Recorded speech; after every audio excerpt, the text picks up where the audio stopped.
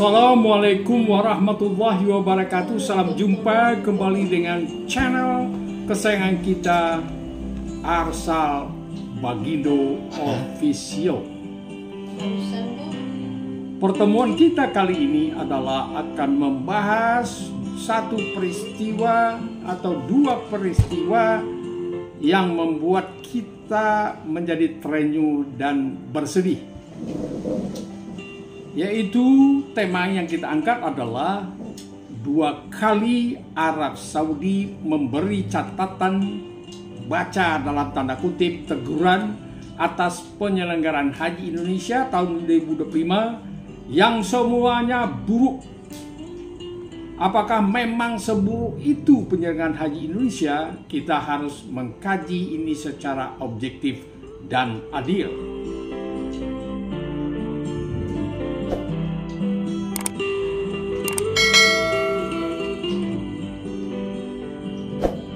Saudaraku, tahun 2025 adalah tahun yang buruk bagi penyelenggaraan haji Indonesia.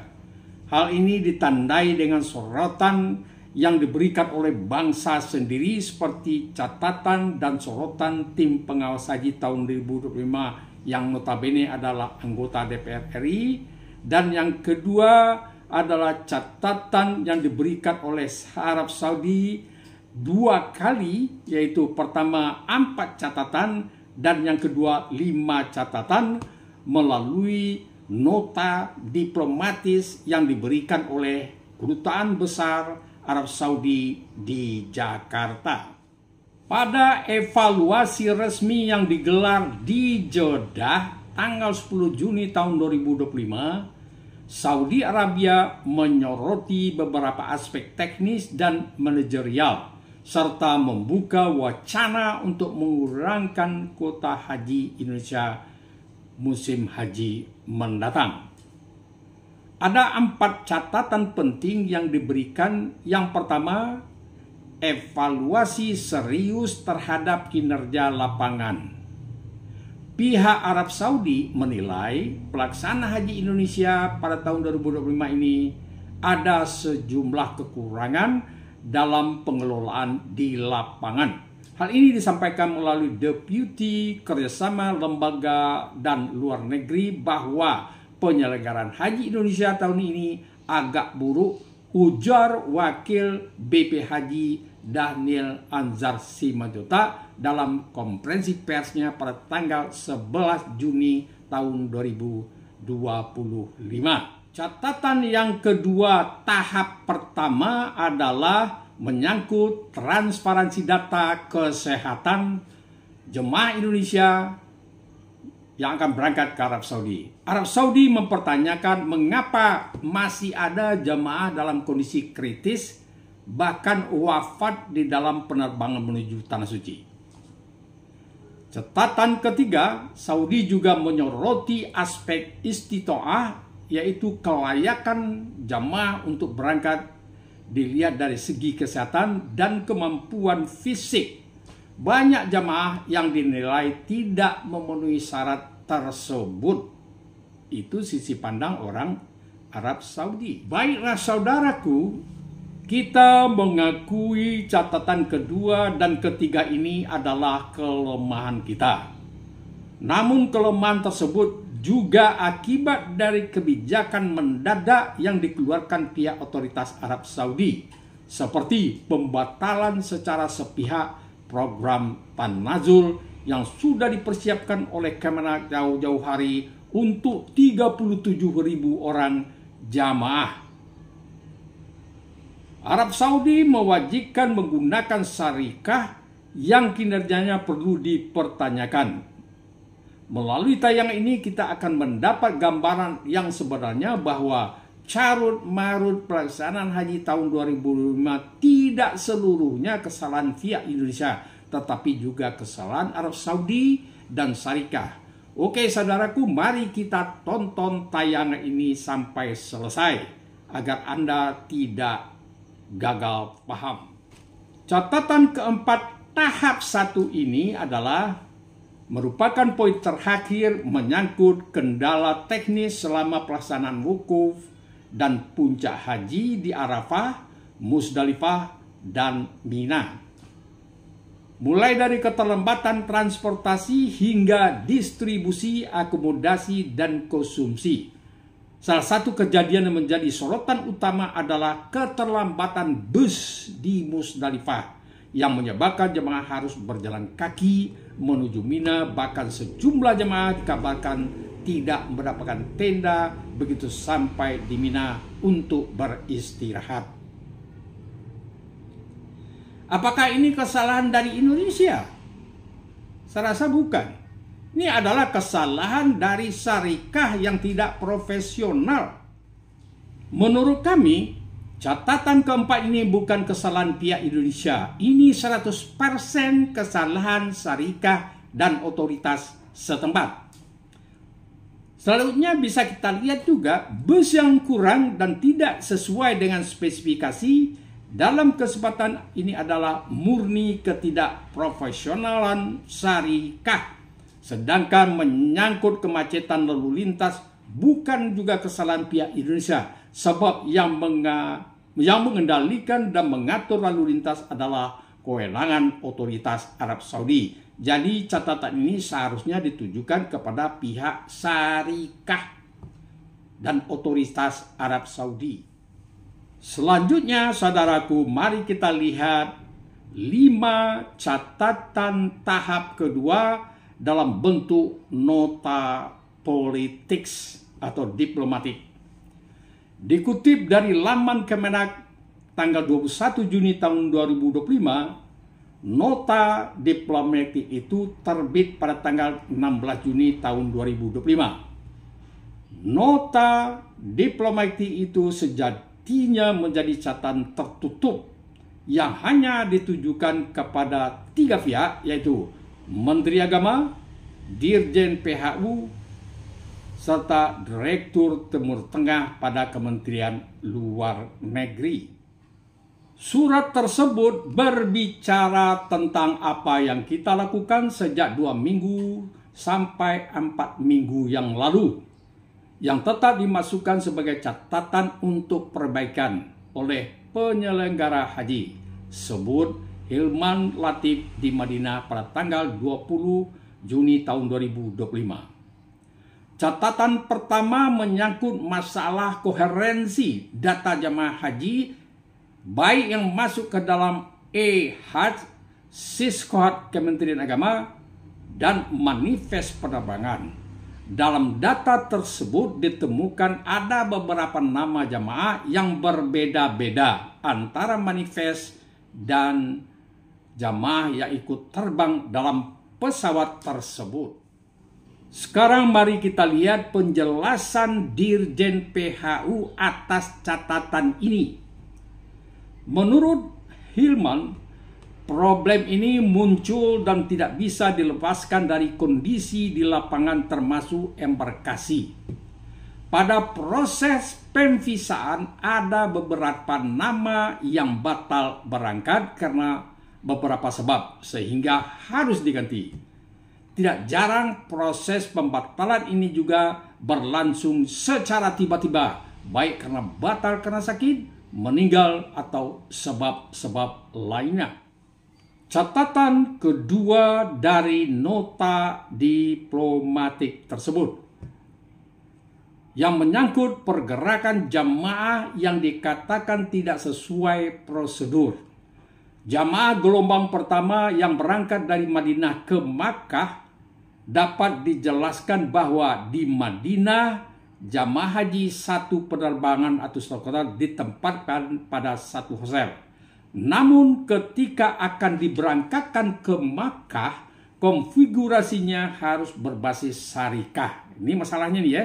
Sementara ada kondisi konfigurasi sebagian kelompok kecil jamaah yang berbeda-beda syarikah. Mereka ini sementara tinggal dulu di Madinah. Tambahan penjelasan dari Dirjen PHU bahwa misi haji Indonesia menyediakan transportasi sendiri.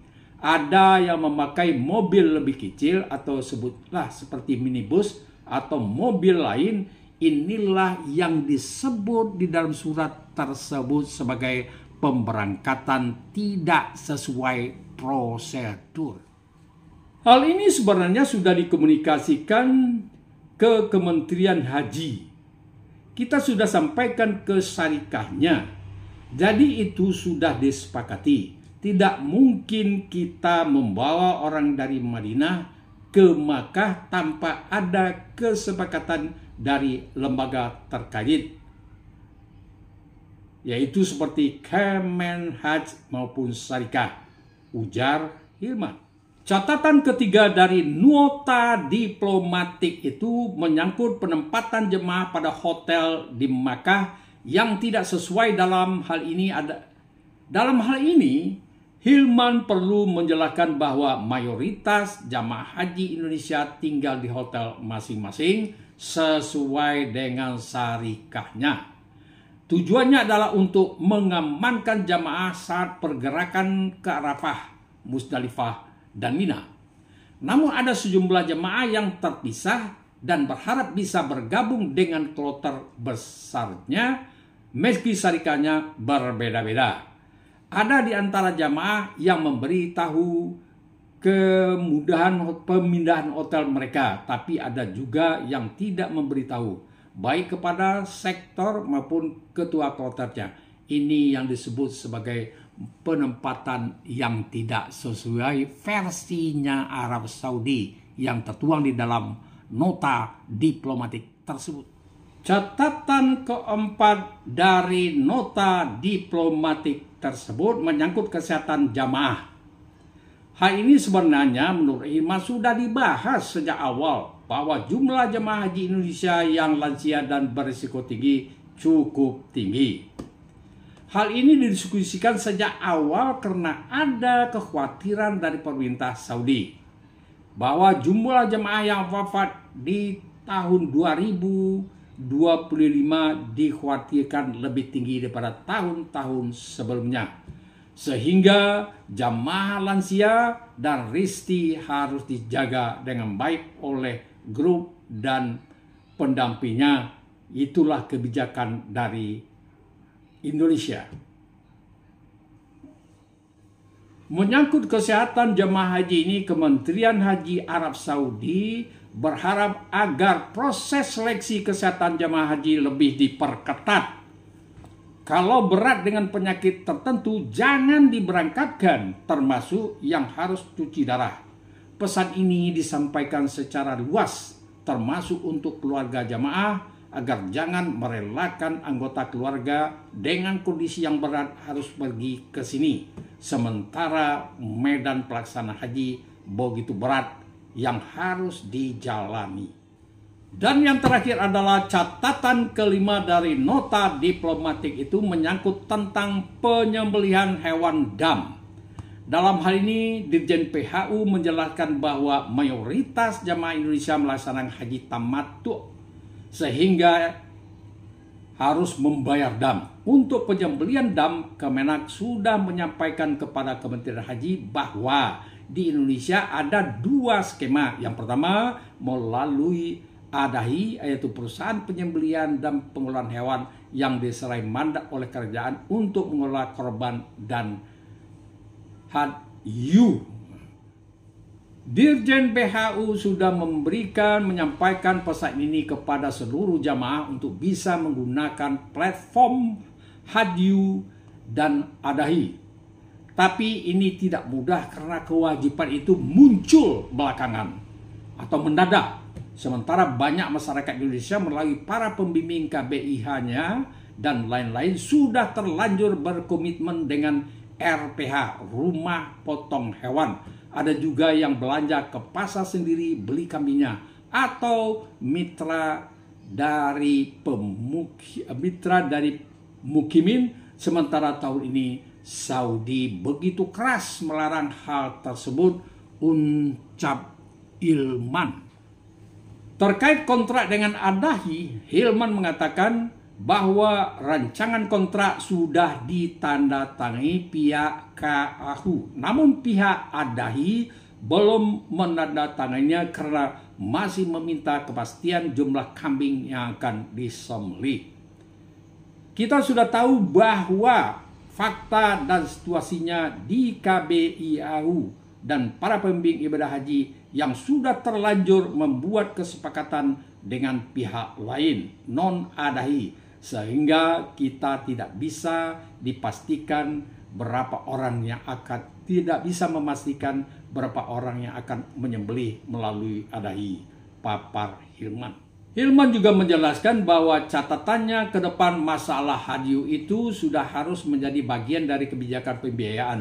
Sehingga kalau voluntary tetap kita tidak bisa melakukan kontrak, ini ke depan yang harus diperbaiki dalam kebijakan tandasnya.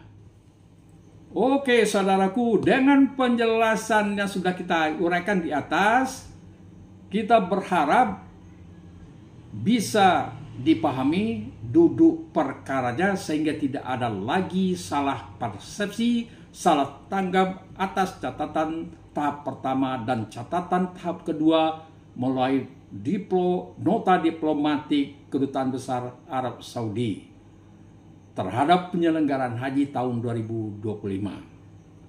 Perlu kita tahu bersama bahwa sebagian besar dua tahap catatan itu sudah diselesaikan bersama dengan Kementerian Haji sejak sebelum puncak haji dan yang masih tersisa akan diselesaikan sebelum pelaksanaan haji tahun 2026 insya Allah. Oke saudaraku, itulah tadi tayang kita, semoga bermanfaat dan beri pencerahan kita dan pemahaman kita terhadap kasus yang terjadi pada penyelenggaraan haji tahun 2025 yang lalu. Semoga bermanfaat. Wassalamualaikum warahmatullahi wabarakatuh.